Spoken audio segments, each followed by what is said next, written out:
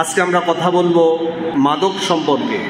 এই মাদক এত বেশি ভয়াবহ এবং আত্মঘাতী একটা ব্যাধি, যার মারাত্মক সবলের কারণে আজ আমাদের হৃদয়ের হীরাখণ্ড সম যুবক ভাইরা নিজেদের জীবনকে ধ্বংস করে দিচ্ছে। এই মারাত্মক ব্যাধি থেকে তাদেরকে বের করার জন্য আজকে আমাদের এই ছোট প্রয়াস। আমরা যারা মসজিদে উপস্থিত হয়েছি, আলহামদুলিল্লাহ আমরা কেউ এই মাদকের সাথে জড়িত নয়, আলহামদুলিল্লাহ। কিন্তু আমাদেরকে এই বিষয়গুলো জানা দরকার, যাতে করে আমরা আমাদের সন্তানের কাছে মেসেজগুলো পৌঁছে দিতে পারি। যারা এই কঠিন ব্যাধিতে আক্রান্ত হয় নাই, তারা এর কুফল, এর মারাত্মক পরিণতি সম্পর্কে যদি তারা জানে, তাহলে তারা সতর্ক থাকবে। ভবিষ্যতে তারা এই ধরনের কঠিন ভয়াবহ কাজে নিজেদেরকে আর জড়িত করবে না। ঠিক কিনা ভাই? আল্লাহ তাআলা নির্বোধ সঠিক প্রয়োজনীয় কথাগুলো বলার এবং আমাদের প্রত্যেককে জীবনের প্রতিটি প্রান্তরে, প্রতিটি পরতে পরতে এর বাস্তবায়ন করার তৌফিক দান করুন। আমরা বলি আমিন। আমরা প্রথম জানব মাদকটা কি, এর পরিচয় কি। তৎকালীন সময় 5টা বিষয় দিয়ে মদ তৈরি হতো। এখন আধুনিক বিজ্ঞান যত বেশি সম্প্রসারিত হয়েছে, আরও নিত্য নতুন আইটেম দিয়েও মদ তৈরি হয়। তৎকালীন সময় 5টা জিনিস থেকে মদ উৎপাদন করত। আসুন আমরা রাসূলের হাদিস থেকে শুনি। সহিহ বুখারীর হাদিস, হাদিস নাম্বার 4619, عن عبد الله بن عمر رضي الله تعالى عنه قال قال رسول الله صلى الله عليه وسلم, প্রিয় নবীজি সাল্লাল্লাহু আলাইহি সাল্লাম বলছেন, আইয়ুহান নাস, হে মানব সকল, ইন্নাহু নাযালা তাহরিমুল খামরি, নিশ্চয় আল্লাহর পক্ষ থেকে মদকে হারাম করে দেওয়া হয়েছে। ওয়াহিয়া মিন খামসাতিন, 5টা বস্তু থেকে এই মাদক তৈরি হয়। মিনাল আইনাবি, একটা হচ্ছে আঙ্গুর, অত্তামরি, আরেকটা হচ্ছে খেজুর, অল আসালি, আরেকটা হচ্ছে মধু, অল হিনততি, আরেকটা হচ্ছে গম, অল শাইরি, আরেকটা হচ্ছে জব, আল খামরু মা খামারাল আকলা। নবী করিম সাল্লাল্লাহু আলাইহি সাল্লাম বলছেন, আল খামরু, মদ হচ্ছে ওই জিনিসটা, মা খামারাল আকলা, যা আকলকে নষ্ট করে দেয়, বিবেক বিবেচনা লোপ পায়, এটি হচ্ছে মদ। এখন আপনি যদি নতুন কোনো আইটেম দিয়ে মদ তৈরি করেন, সেটা কি জায়েজ আছে নাকি? এই 5টা জিনিস দিয়ে তৎকালীন সময় মানুষ মাদক তৈরি করত। এখন যদি অন্য কোনো নেশাদ্রব্য অন্য বস্তু থেকে তৈরি হয়, সেটাও হারাম। কিভাবে? আসুন রাসূলের হাদিস থেকে শুনি। সহিহ বুখারীর হাদিস, হাদিস নাম্বার 6124, عن أبو موسى الأشعري رضي الله تعالى عنه قال قال رسول الله صلى الله عليه وسلم, كل مسكر حرام, নেশা সৃষ্টি হয়, মানুষের বিবেক লোপ পায়, এমন প্রত্যেকটা দ্রব্য হারাম। তাহলে এটা যেটা দিয়ে তৈরি করুন না কেন, যখন মানুষের মধ্যে নেশা সৃষ্টি হবে, মানুষের স্বাভাবিক আকল বিকৃতি হয়ে যাবে, যার প্রভাবে মানুষের হিতেহিত জ্ঞান হারিয়ে যাবে, ওই জিনিসটাই হারাম। আর যত নেশাদ্রব্য জিনিস আছে সবগুলোই মদ। এই মদগুলোর নাম আমরা বিভিন্নভাবে দিয়েছি। কেউ এখন ইয়াবা নাম দিয়ে খাচ্ছে, কেউ গাঁজা নাম দিয়ে খাচ্ছে, কেউ হিরোইন নাম দিয়ে খাচ্ছে, কেউ আফিম বলে খাচ্ছে, আবার বিভিন্ন ধরনের নাম ব্যবহার করে এটাকে তারা বিভিন্ন পর্যায়ে সেবন করে যাচ্ছে। নবী করিম সাল্লাল্লাহু আলাইহি সাল্লাম বলছেন, মানব বিবেক বিকৃতি সৃষ্টি হয়, প্রত্যেকটা জিনিস এই মদের অন্তর্ভুক্ত। আল্লাহু আকবার। সহিহ মুসলিম শরীফের হাদিস নাম্বার 5116 عن ابن عمر رضي الله تعالى عنه قال قال رسول الله صلى الله عليه وسلم كل مسكر خمر وكل خمر حرام। নবী করিম সাল্লাল্লাহু আলাইহি সাল্লাম বলছেন কুল্লু মুসকিরিন খমরুন, প্রত্যেকটা নেশাদ্রব্য এটা হচ্ছে মদের অন্তর্ভুক্ত, এটা আপনি যে নাম দেন না কেন। অকুল্লু খমরিন হারাম, আর মদের অন্তর্ভুক্ত যা কিছু আছে সব বান্দার জন্য আল্লাহর পক্ষ থেকে হারাম। সুবহানাল্লাহ। নেশা সৃষ্টি হয় এমন প্রত্যেকটা জিনিস মদের অন্তর্ভুক্ত। এখন আমরা যারা ধূমপান করি, ধূমপানের ভিতরে যে সুগাগুলো আছে এগুলো দিয়ে আবার জর্দা তৈরি হয়। পানের সাথে আমরা অনেক ভাইরা জর্দা খাই কি খাই না? আচ্ছা, জর্দা কি হালাল নাকি হারাম? আচ্ছা, আমরা ফতোয়া দিলে মানুষের মনে কষ্ট যায়। এখন আপনি যদি রসুল থেকে ফতোয়া নেন, মনে কষ্ট নেওয়ার সুযোগ আছে? আপনি আমার উপর মনে কষ্ট নেওয়ার কোনো সুযোগ নাই, কারণ আমি হচ্ছি মেসেঞ্জার। আমি রসুল থেকে যা পেয়েছি আপনার কাছে পৌঁছাই দিচ্ছি। মানেন না মানেন এটা আপনার ব্যাপার, কিন্তু আপনাকে বুঝতে হবে এটা যদি আমার রসুলের কথা হয়, এটার ভিতরে আমার জন্য কল্যাণ, আর এটার মধ্যে আমার আখিরাতে মুক্তি মিলবে। এর বাহিরে মুক্তির চিন্তা করা এটা বোকামি ছাড়ার কিছুই।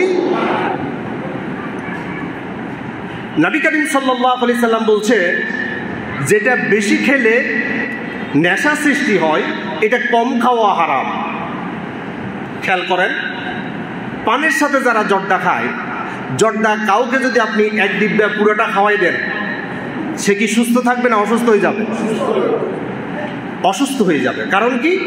এটার বেশি খাইলে এটার প্রভাবে তার মানসিক বিকার সাধিত হবে, সাধারণ বিবেচনা হারিয়ে ফেলবে, সে অসুস্থ হয়ে পড়বে।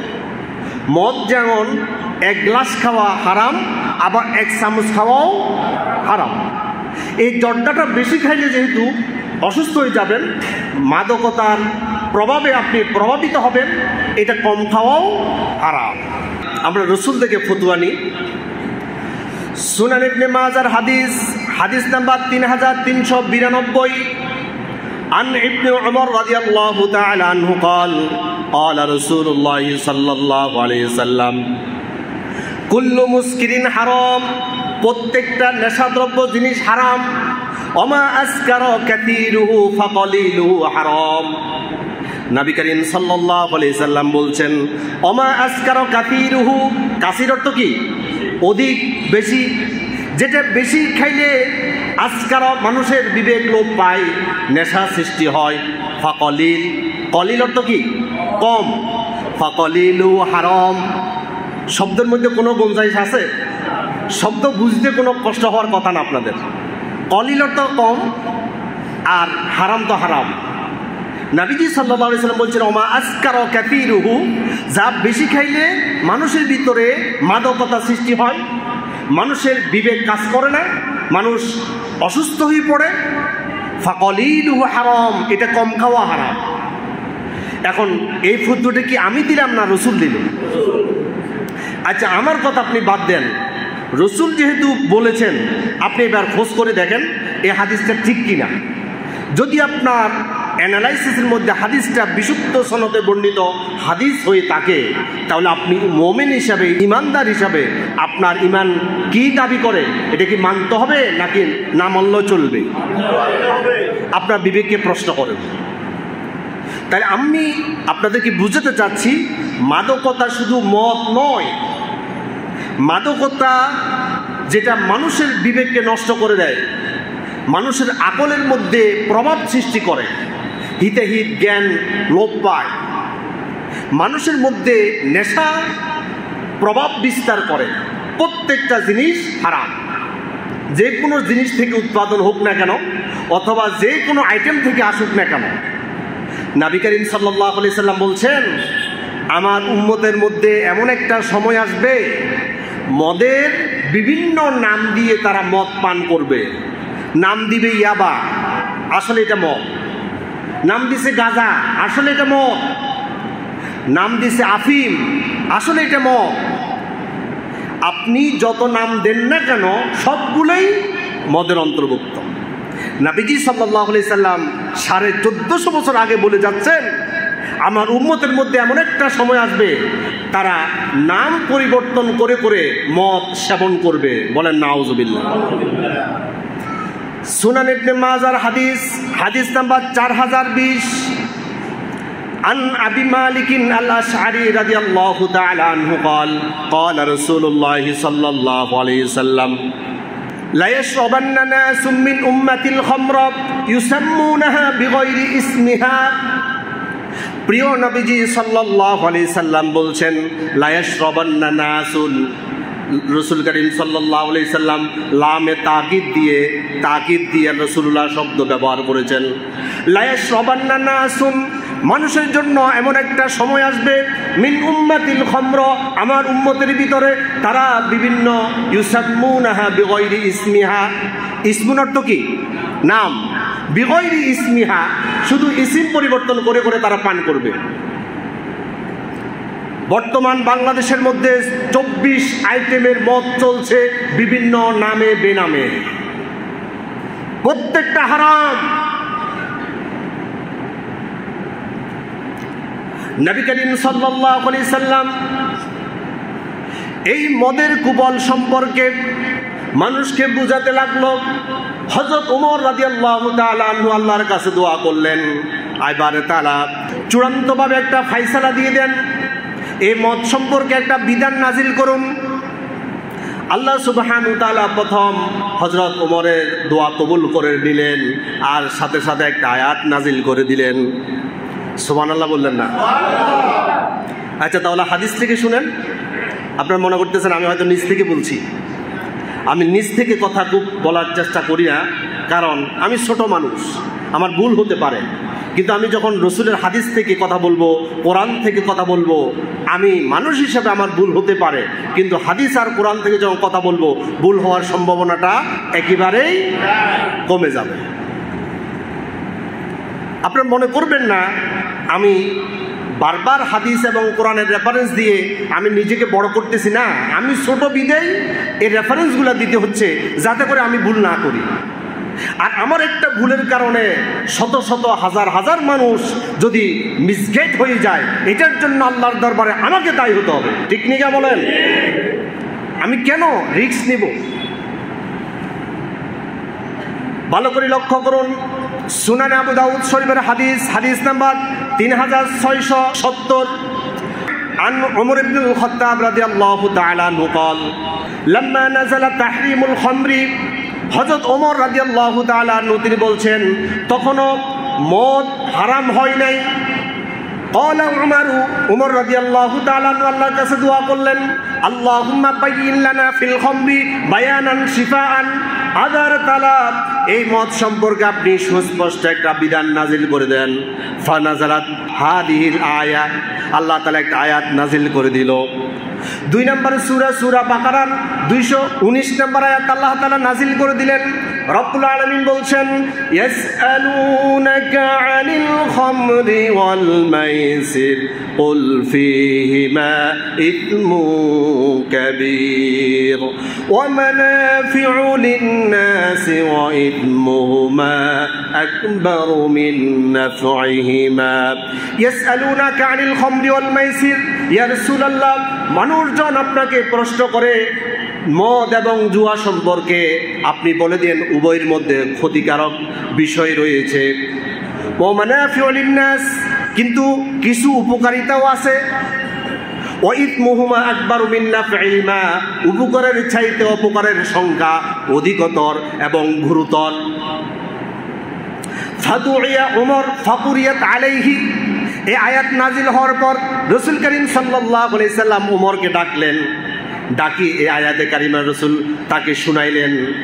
কিছুদিন পর হযরত ওমর রাদিয়াল্লাহু তাআলা আনহু আবার আল্লাহর কাছে দোয়া করলেন, আল্লাহুম্মা বায়্যিন লানা ফিল খামরি বায়ানান শিফান, এবারে তাআলা আপনি এই মদ সম্পর্কে সুস্পষ্ট একটা বিধান নাজিল করে দেন। আল্লাহ তাআলা 4 নম্বর সূরা আন-নিসা 43 নম্বর আয়াত নাজিল করে দিলেন। আল্লাহ রাব্বুল আলামিন বলছেন, ইয়া আইয়ুহাল্লাযীনা আমানু লা তাকরাবুস সালাতা ওয়া আনতুম সুকারা হাত্তা তা'লামু মা তাকুলুন।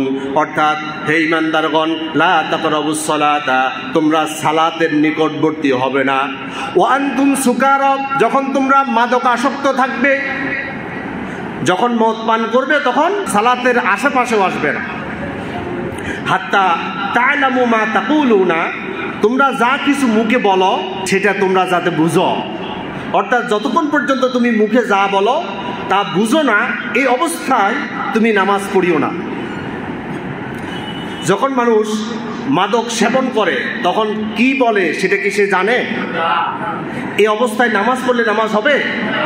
এখন আল্লাহ তাআলা কি বলছেন, হাত্তা তা'লামু মা তাকুলুনা, তোমরা যা কিছু মুখে বলো তা বুঝো না, এই অবস্থায় নামাজ পড়িও না। এখন আমরা সবাই মাদক আলহামদুলিল্লাহ সেবন করি না, কিন্তু আমরা নামাজে দাঁড়ানোর পর যা কিছু মুখে পড়ি তা কি বুঝি? তাহলে আমার নামাজ আর মাদক সেবনকারী নামাজের মধ্যে কোনো পার্থক্য আছে? মনে কষ্ট নিচ্ছেন? তার মানে আমি আল্লাহর সামনে কি বলছি এটা আমি বুঝতেছি না। আর মাদক সেবনকারী ব্যক্তিও এইভাবে নামাজ পড়ে বিদায় আল্লাহ তাআলা নিষেধ করে দিল। তাহলে আমরা যারা সূরা ফাতিহার অর্থ পারি না, সুবহান রাব্বিল আযীমের অর্থ পারি না, সুবহান রাব্বিল আলার অর্থ পারি না, অর্থ শিখার দরকার আছে না নাই? আল্লাহ তাআলা বলছেন, হাত্তা তা'লামু, যতক্ষণ পর্যন্ত তুমি বুঝবা না, মা তাকুলুনা, তুমি কি বলো, ততক্ষণ নামাজের আশেপাশে আসিও না। এখন আমরা নামাজ পড়তেছি কিন্তু কি বলতেছি এটা বুঝি না। আল্লাহ বুঝে নামাজ পড়ার তৌফিক দিয়ে কি আমরা বলি আমিন। এই আয়াত কারিমা নাজিল হওয়ার পর ফাদুইয়া ওমর, নবী করিম সাল্লাল্লাহু আলাইহি সাল্লাম ওমরকে ডাক দিলেন, ফাকুরিয়াত আলাইহি, এরপর তিনি এই আয়াতে কারিমা তেলাওয়াত করে ওমরকে জানিয়ে দিলেন। হযরত ওমর রাদিয়াল্লাহু তাআলা আনহু কিছুদিন পর আবার আল্লাহর কাছে দোয়া করলেন, আইবারে তাআলা আল্লাহুম্মা বারিক লানা ফিল খামরি বায়ানান শিফাআন, আইবারে তাআলা আপনি মদ সম্পর্কে চূড়ান্ত একটা ফয়সালা দিয়ে দেন। আল্লাহ রাব্বুল আলামিন চূড়ান্তভাবে আয়াত নাযিল করে দিলেন। 5 নম্বর সূরা মাইদার 90 এবং 91 নম্বর আয়াতে বলছেন, ইয়া আইয়ুহাল্লাযীনা আমানু ইন্নামাল খামরু ওয়াল মাইসিরু ওয়াল আনসাবু ওয়াল আজলামু রিজসুম মিন আমালিশ শাইতান ফাজতানিবুহু লাআল্লাকুম তুফলিহুন। ইয়া আইয়ুহাল্লাযীনা আমানু, হে ঈমানদারগণ, ইন্নামাল খামরু, নিশ্চয় মদ, ওয়াল মাইসিরু, জুয়া, ওয়াল আনসাবু, দেবদেবী মূর্তি, ওয়াল আজলামু, ভাগ্য নির্ধারক তীর, রিজিসুম মিন আমালিশ শাইতান, এই সব কাজ হচ্ছে নাফাক কাজ, এগুলো হচ্ছে শয়তানের আমল, শয়তানের কাজ। ফাজতানিবুহু, তোমরা এটা ছেড়ে দাও, লাআল্লাকুম তুফলিহুন, তাহলে তোমরা সফল হতে পারবে। সুবহানাল্লাহ।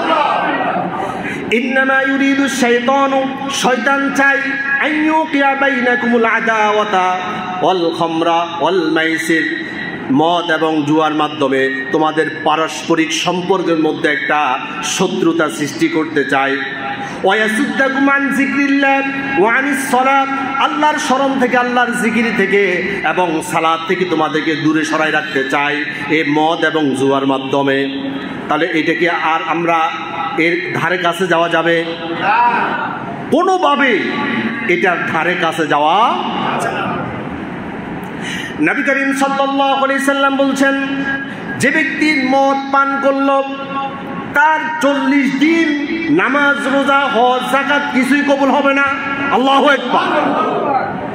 সুনান ইবনে মাজার হাদিস নাম্বার 3377।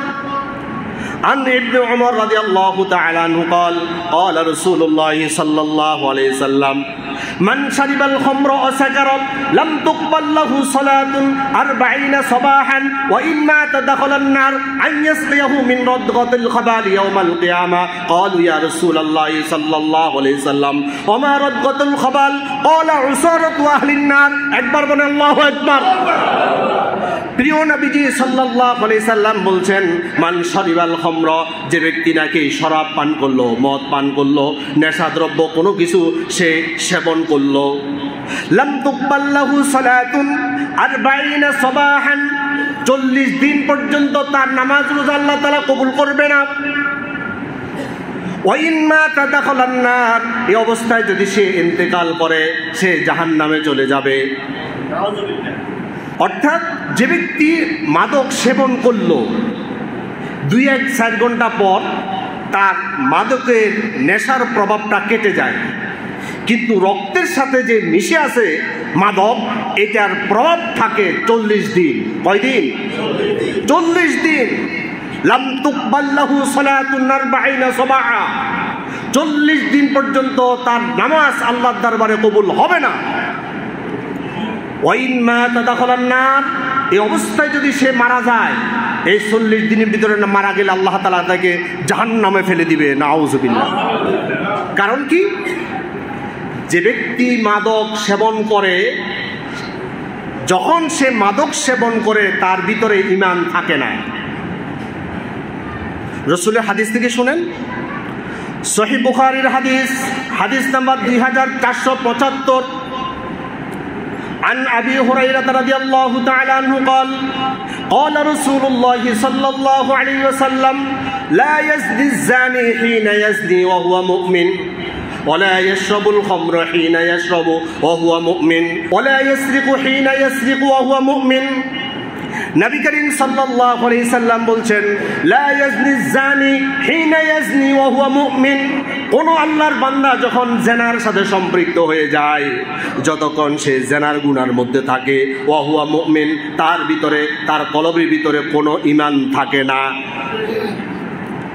ওয়ালা ইয়াশরাবুল খামরা হিনা ইয়াশরাবু ওয়া হুয়া মুমিন, কোন ব্যক্তি যখন মদ পান করে, মাদকতা যে কোনো জিনিস হোক না কেন, এটা যখন সে সেবন করে, যতক্ষণ সে সেবন করে ততক্ষণ পর্যন্ত তার কলবের মধ্যে ঈমান থাকে না, ঈমান তার থেকে বেরিয়ে চলে যায়।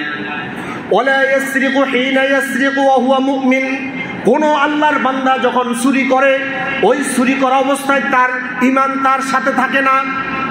মুহাদ্দিসে কেরামগণ এই হাদিসের ব্যাখ্যায় বলছেন, যখন মানুষ এই কবিরা গুনাহগুলো করে তখন তার দেহ থেকে তার ঈমানটা বের হয়ে আকাশে মহাশূন্যের মধ্যে এই ঈমানটা ঝুলন্ত অবস্থায় থাকে। সে যতক্ষণ পর্যন্ত এই কবিরা গুনার ভিতরে থাকে ততক্ষণ ঈমান বাইরে থাকে। যখন সে এই কবিরা গুনাহ থেকে পবিত্র হয়ে যায়, আবার ওই ঈমানটা তার কলবের মধ্যে প্রবেশ করে। তাহলে যে ব্যক্তি শরাব পান করলো, মাদকের কোনো বিষয় সেবন করলো, সে যতক্ষণ পর্যন্ত এটা সেবন করবে ততক্ষণ পর্যন্ত তার ঈমান তার সাথে থাকে না। আল্লাহু আকবার। এখন যদি এই অবস্থায় সে মারা যায়, সে ঈমানদার হিসাবে কি মারা যেতে পারে? তার ঈমানে তো নাই। এজন্য নবী করিম সাল্লাল্লাহু আলাইহি সাল্লাম বলছেন, ওয়া ইন মাতা দাখালান নার, এই অবস্থায় যদি সে যদি মারা যায়, তাহলে সে কোথায় যাবে? জাহান্নামে যাবে। আইয়াসফিয়াহু মিন রাদগাতিল খাবালি ইয়াউমাল কিয়ামাহ, কিয়ামতের দিন আল্লাহ তাআলা তাকে রাদগাতুল খাবাল পান করাবে। ক্বালু ইয়া রাসূলুল্লাহ সাল্লাল্লাহু আলাইহি সাল্লাম, সাহাবায়ে কেরাম রাসূলকে প্রশ্ন করলো, ইয়া রাসূলুল্লাহ, রাদগাতুল খাবাল কি জিনিস? ওমা রাদগাতুল খাবাল? ক্বালা উসারাতুন আহলিন নার। নবী করিম সাল্লাল্লাহু আলাইহি সাল্লাম জবাবে বলছেন, আল্লাহ সুবহানাহু ওয়া তাআলা জাহান্নামীদেরকে যখন জাহান্নামে ফেলে দিবে, জাহান্নামের কঠিন শাস্তিগুলো তারা যখন আস্বাদন করবে, ওই জাহান্নামী মানুষগুলোর গা থেকে পচা পুজগুলো বের হতে থাকবে, পচা রক্তগুলো বের হবে, পচা পানিগুলো বের হবে। রক্ত, পুজ, পানি, এই পচা দুর্গন্ধময় এই জিনিসগুলো যখন বের হয়, আল্লাহ তাআলা বের হওয়ার পর এই জিনিসগুলো এক জায়গায় জমা করে। আর যারা নাকি পৃথিবীর জীবনের মধ্যে, দুনিয়ার হায়াতের মধ্যে আল্লাহর দেওয়া হারাম এই মদ পান করেছে, মাদক সেবন করেছে, তাদেরকে কিয়ামতের দিন ওই পচা দুর্গন্ধময় রক্ত, ফুজ, পানিগুলো খাওয়াবে। এটাই হচ্ছে রাদগাতুল খাবাল। আল্লাহু আকবার।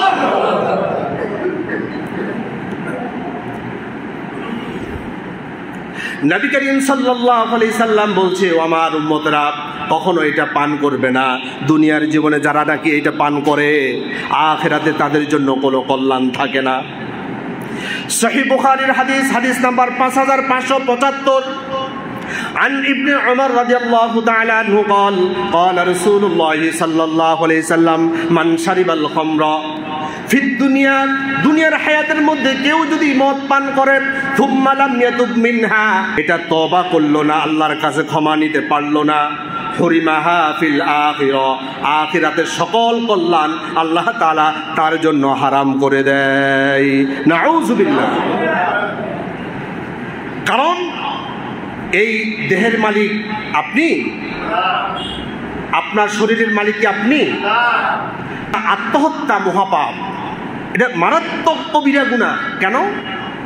আমার জীবন আমার ইচ্ছা মতো আমি শেষ করে দিব, এটা গুনাহ হবে কেন? গুনাহ হবে এই জন্যই আপনার যে জীবন আছে এই জীবনটা আপনার নয়, এই জীবনের মালিক কে? এই দেহের মালিক আপনি নয়, এই দেহের মালিক আমার রব। রাসূল করিম সাল্লাল্লাহু আলাইহি সাল্লাম বলছেন, এই দেহের হক আছে তোমার উপর, চোখের হক আছে তোমার উপর। রাসূলের হাদিস থেকে শুনুন, সহিহ বুখারীর হাদিস, হাদিস নাম্বার 5199। عن عبد الله بن عمرو بن العاص رضي الله تعالى عنه قال قال رسول الله صلى الله عليه وسلم فإن لجسدك عليك حقا, এই জাসাদের, এই শরীরের হক তোমার উপর আছে। এটা যেখানে সেখানে যেভাবে ইচ্ছা সেভাবে এটাকে ব্যবহার করা যাবে না, এটার মধ্যে হারাম প্রবেশ করানো যাবে না, এটাকে এমন কিছু দেওয়া যাবে না যা আল্লাহর পক্ষ থেকে হারাম করা হয়েছে। ঠিক কিনা বলেন? এ দেহের মালিক কে? ফাইন্না লিজাসাদিকা আলাইকা হাক্কা, আপনার উপর এই শরীরের হক আছে। ওয়াইন্না লিআইনিকা হাক্কা, এই চোখের হক আছে। ঠিক করে ঘুম যেতে হবে, এই চোখ দিয়ে হারাম কিছু দেখা যাবে না, কারণ এই চোখের মালিক আপনি নয়, এই চোখের মালিককে ওই আল্লাহ যা হারাম করেছে তা কি ওইখানে ব্যবহার করা যাবে? ওয়াইন্না লিজাওজিকা আলাইকা হাক্কা, তোমার স্ত্রীর উপর তোমার যেমন হক আছে, তোমার চোখের উপর তোমার হক আছে, তোমার দেহের উপর তোমার হক আছে। সুতরাং তোমরা এই দেহের মধ্যে হারাম কিছু প্রবেশ করাবে না। সুবহানাল্লাহ। আপনারা জেনে থাকবেন, আপনাদের প্রিয় নবী, বিশ্ব নবী মুহাম্মদুর রাসূলুল্লাহ সাল্লাল্লাহু আলাইহি সাল্লাম উম্মতকে কখনো লানত করে না, অভিশাপ দেয় না। দেয় নাকি? তাইফের ময়দানে কাফির কর্তৃক লেলিয়ে দেওয়া যুবকরা যখন রসুলকে পাথর মারছিল, রসুল্লাহ রক্তাক্ত অবস্থায় বেহুশ হয়ে একবার মাটিতে পড়ে যায়, আবার যখন হুঁশ আসে আবার তাদেরকে দাওয়াত দেয়, আবার পাথর মারে, আবার রসুল্লাহ রক্তাক্ত অবস্থায় বেহুশ হয়ে মাটিতে পড়ে যায়। সর্বশেষ রসুল্লাহ যখন হুঁশ আসলো, রসুল্লাহ উঠে দাঁড়ালো, ফেরেশতা এসে রসুলকে প্রস্তাব দিল, ইয়া রাসূলুল্লাহ, আপনি যদি তায়েববাসীকে একবার অভিশাপ দেন, আমি দুইটা পাহাড়কে একত্রিত করে এই সমস্ত তায়েববাসীকে আমি মাটির সাথে মিশিয়ে দিব। নবীজি সাল্লাল্লাহু আলাইহি সাল্লাম বলল, না, আমি পৃথিবীতে এসেছি দয়া নিয়ে, রহমত নিয়ে এসেছি। আমার আল্লাহ আমার পরিচয় দিয়েছে, ওমা আরসালনাকা ইল্লা রাহমাতাল লিল আলামিন। আল্লাহু আকবার। রাসূলুল্লাহ এই কঠিন রক্তাক্ত অবস্থায় উম্মতদের অভিসম্পাদ দেন নাই, তিনি অভিশাপ দেয় নাই, তিনি মানুষের জন্য কল্যাণ কামনা করেছেন। ওই রসুল বলছেন, এই মদের সাথে সম্পৃক্ত 10 শ্রেণীর মানুষের উপর আল্লাহ লানত। কার লানত? জামিউ তিরমিজির হাদিস, হাদিস নাম্বার 1295। عن أنس رضي الله تعالى عنه قال لعن رسول الله صلى الله عليه وسلم في الخمر 10। আনাস রাদিয়াল্লাহু তাআলা আনহু তিনি বলছেন, নবী করিম সাল্লাল্লাহু আলাইহি সাল্লাম 10 শ্রেণীর মদের সাথে সম্পৃক্ত মানুষকে লানত করেছেন। আসারুহা ওয়া মুতাসিরুহা ওয়া শারিবাহা ওয়া হামিলাহা ওয়াল মাহমুলাতি ইলাইহি ওয়া সাকিয়াহা ওয়া আকিলা থামানিহা ওয়া বাইয়াহা ওয়াল মুশতারিয়া লাহা ওয়াল মুশতারাতা লাহু। বলেন আল্লাহু আকবার। আসারুহা, যারা নাকি মদ তৈরি করে তাদের উপর আল্লাহর লানত। ওয়া মুতাসিরুহা, যারা মদ তৈরির জন্য সহযোগিতা করে, পরামর্শ দেয় তাদের উপর আল্লাহর লানত। অশারিবাহা যারা পান করে তাদের উপর আল্লাহর লানত। ওয়াহামিলাহা যারা বহন করে। আপনার ফেনী থেকে ঢাকা যাওয়ার ভাড়া হচ্ছে 1000 টাকা। আপনি জানেন একটা ইয়াবা ব্যবসায়ী আপনার গাড়িতে উঠতে চায়, সে আপনাকে 5000 টাকা দিবে। আপনি 5000 টাকার লোভ নিয়ে আপনি তাকে উঠাই নিলেন। আপনি এটা বহন করার কারণে রাসূলুল্লাহর অভিশাপের ভিতরে পড়লেন। রাসূলের অভিশাপ কি জাতা ব্যাপার নাকি? নবী করিম সাল্লাল্লাহু আলাইহি সাল্লামের একটা অভিশাপ গোটা পৃথিবীকে ধ্বংস করে দিতে পারে, ঠিক কিনা বলে? রাসূলের অভিশাপ লোড কত, এটার ভয়ঙ্কর পরিণতি কি হতে পারে যারা মুমিন তারা ভালোভাবে আঁচ করতে পারতেছে, ঠিক কিনা বলে? যে ব্যক্তি বহন করে তার উপর আল্লাহর লানত। ওয়াল মাহমুলাতি ইলাইহি, যার জন্য বহন করে তার উপর আল্লাহর লানত। অসাকিয়াহা, যে ব্যক্তি পরিবেশন করে। অনেকে অনেক বড় হোটেলের মধ্যে চাকরি করে, ভিআইপি কাস্টমার আসার কারণে সে ঢেলে দিচ্ছে, এই পরিবেশন করছে, অথবা সেই মদটা ওই কাস্টমারের সামনে দিয়ে পরিবেশন করলো। নবী করিম সাল্লাল্লাহু আলাইহি সাল্লাম বলছেন অসাকিয়াহা, যে পরিবেশন করে তার উপর আল্লাহর লানত। রাসূলের এই অভিশাপের ভিতরে যদি আপনি পড়ে যান, কত কোটি টাকার মালিক আপনি, আল্লাহ এমন অভিশাপের কারণে এমন রোগ দিয়ে দিবে, কোটি টাকা দিয়ে এর চিকিৎসা হবে না, ঠিক কিনা বলে? রাসূলুল্লাহ বলছেন ওয়াবাইয়াহা, যে বিক্রি করে তার উপর আল্লাহর লানত। ওয়াকিলা থামানিহা, যে ব্যক্তি এর লভ্যাংশ ভোগ করে, এর ব্যবসা থেকে সে প্রফিট গ্রহণ করে, তার উপর আল্লাহর লানত। অল মুশতারি আলাহা, যে ব্যক্তি ক্রয় করে কিনে, তার উপর আল্লাহর লানত। অল মুশতারাত আলাহু, যার জন্য ক্রয় করে তার উপর আল্লাহর লানত। তাহলে 10 শ্রেণীর উপর রাসূলুল্লাহ কি করছেন? লানত করছেন। নবী করিম সাল্লাল্লাহু আলাইহি সাল্লাম আরো বলছেন, পৃথিবীতে যত অপরাধ আছে, যত পাপ আছে, সব পাপের চাবিকাঠি হচ্ছে মদ, এই মাদক। এই মাদক যারা সেবন করে তার জন্য পৃথিবীর সকল পাপ করা সহজ হয়ে যায়, ঠিক কিনা বলেন? রাসূল বলছেন, সুনান ইবনে মাজার হাদিস, হাদিস নাম্বার 3371, عن أبي الدرداء رضي الله تعالى عنه قال قال رسول الله صلى الله عليه وسلم لا تشرب الخمر فإنها مفتاح كل شر। পৃথিবীতে যত অপরাধ আছে, কুল্লি শাররিন, প্রত্যেকটা মন্দ কাজ, প্রত্যেকটা অপরাধ, প্রত্যেকটা গুনাহ, মিফতাহু, এটা হচ্ছে চাবিকাঠি, হচ্ছে খমর, এটার চাবিকাঠি হচ্ছে কি? মদ। এটা ইয়াবা হতে পারে, গাঁজা হতে পারে, হিরোইন হতে পারে, অথবা বড় বড় বোতল হতে পারে, যেটা হোক না কেন। শুধু তাই নয়, রাসূলের সাহাবী আব্দুল্লাহ ইবনে আমর ইবনুল আস রাদিয়াল্লাহু তাআলা আনহু তিনি বলছেন, কোন মদখোর যদি অসুস্থ হয় তাকে দেখতে যাবে না। অথচ রাসূল বলছেন, যে ব্যক্তি অসুস্থ ব্যক্তিদেরকে দেখতে যায় তার জন্য অনেক ফজিলত রাসূলুল্লাহ বর্ণনা করেছেন। কিন্তু আমর ইবনুল আস রাদিয়াল্লাহু তাআলা আনহু তিনি বলছেন, খবরদার, এই মদখোরদেরকে তোমরা অসুস্থ অবস্থায় দেখতে যাবে না। আল্লাহু আকবার। কিতাবের নাম আল আদাবুল মুফরাদ, হাদিস নাম্বার 531, আন আব্দুল্লাহ ইবনে আমর ইবনুল আস রাদিয়াল্লাহু তাআলা আনহু قال لا تعودوا شراب الخمر اذا মারিদু, যখন কোনো মদখোর অসুস্থ হবে, লা তাউদু, তাকে তোমরা দেখতে যাবে না। শুধু তাই নয়, তিনি আরেক জায়গায় বলছেন, খবরদার, এদেরকে তোমরা সালামও দিবে না। আল আদাবুল মুফরাদের 1027 নম্বর হাদিস, عن عبد الله بن عمرو بن العاص رضي الله تعالى عنه قال لا تسلموا شراب الخمر, মাদক সেবনকারীদেরকে তোমরা লা তুসাল্লিমু, সালাম দিবা না। এবার ভয়ঙ্কর কথা রাসূল থেকে শুনেন, যে ব্যক্তি মাদক সেবন করলো, সে তার মা, তার খালা, তার ফুফুর সাথে জিনা করার মতো গুনাহ করলো।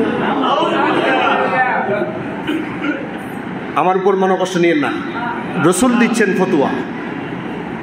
সহিহুল জামের হাদিস, হাদিস নাম্বার 3345, عن ابن عباس رضي الله تعالى عنه قال قال رسول الله صلى الله عليه وسلم الخمر أم الفواحش وأكبر الكبائر من شربها وقع على أمه وخالاته وعماته الله أكبر কি ভয়ঙ্কর কথা বলছেন রাসূলুল্লাহ।